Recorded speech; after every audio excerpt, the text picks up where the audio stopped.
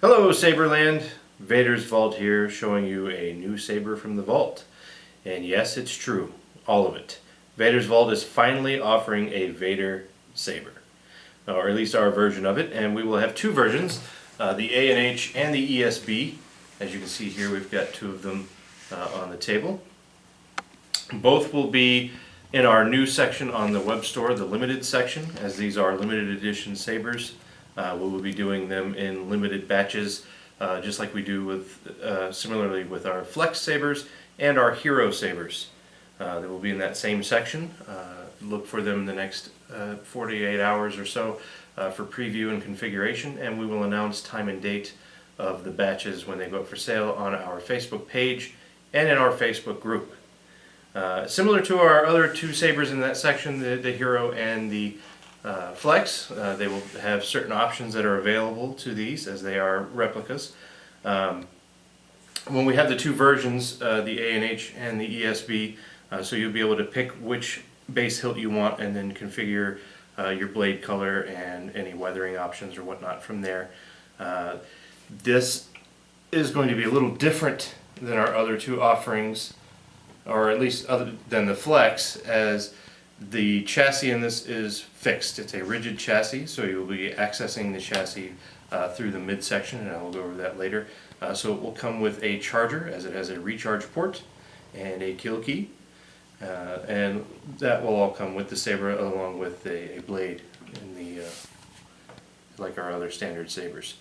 So without further ado, let me get it powered on for you guys and show you a little bit about the saber. We chose to do the activation and the auxiliary effects through the front or forward control box, as that just is what makes sense. I know some people like in-clamp activation and auxiliary buttons, but we feel that it just do not work very well for these designs. And conveniently, the original flash gun had a button right here, and so does the replica. So we decided to do the activation as the low profile black button, and the auxiliary is actually the faux thumb screw up here. So we have both buttons on the forward control box. Just like in the actual MPP or other replicas, the spring remains in the emitter. I don't know if it'll come across in the video, but while it is able to have the blade inserted, it is pretty snug around the blade. So the only note that I would like to make is that when you put your blade in, just be a little gentle. We don't want to damage the spring. As I said, it is a replica. This is a 1-inch emitter, so I know a lot of the other releases out there work with the 7/8. We like to avoid 7/8 inch blades whenever we can, not because we don't really like them, but 1-inch blades we feel are more accurate to the films as far as scaling and size, and also they're brighter. So we choose to try to go 1-inch diameter blades whenever we can, and that's no exception with the Vader. And I'll show you, just putting the blade in, you'll feel it make contact with the spring. Just sort of twist it, and it'll sort of conform itself around the blade. And if you feel like it's bunching up, just back the blade back out, and then just twist it in. And then the retention screw will be these side screws here on the side, and you can tighten those in and secure the blade. And just like any other saber powered by our crystal shard soundboard from Plector Labs, when in sleep mode or if the kill key is not in it, touching one of the buttons will activate or bring it out of deep sleep mode.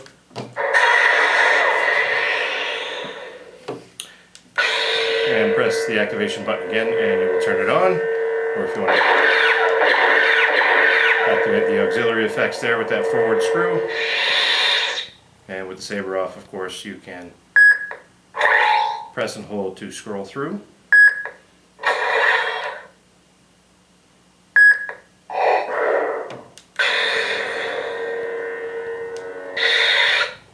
Okay.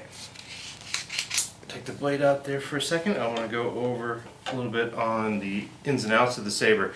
To get to your recharge port or SD card access, like I said, it's different from our current combat class line or even the Flex where the chassis slides out the rear. We did not choose to go that route with this particular model, so you do not remove the chassis from the pommel.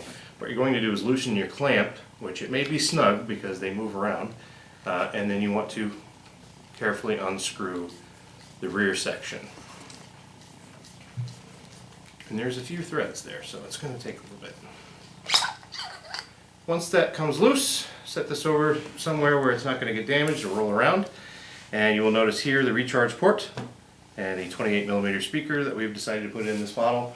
And this is where you can either put in your kill key or leave it out. The Crystal Shard does have the deep sleep mode, so you do not need a kill key, but if you want to really extend that storage battery life, or if you're going to be traveling with the Saber and you don't want it to come on accidentally with the buttons, definitely use the kill key for that. So basically you just pop it in, put your grip back on, or whatnot. There is plenty of room to access the SD card. It is facing towards the rear with lots of room to get your finger in there and take it out. The chassis does not move, so don't try taking it in and out. It's not made for that. It is made for you to have easy access to your charger and your SD card.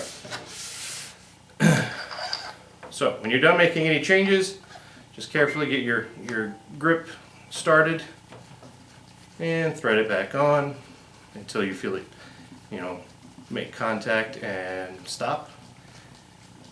And then once that's done, you want to close your clamp lever again.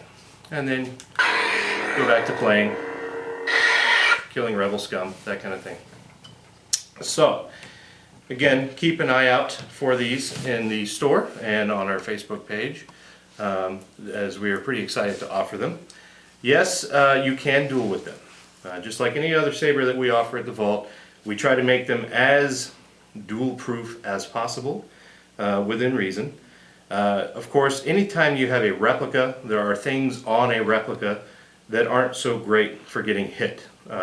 Anytime you have an exposed clamp, or you've got a control box with buttons that stick up, or you've got other greeblies like on the Flex with the bunny ears, that kind of thing, I don't care what you do, there's no way to make those totally bulletproof or indestructible.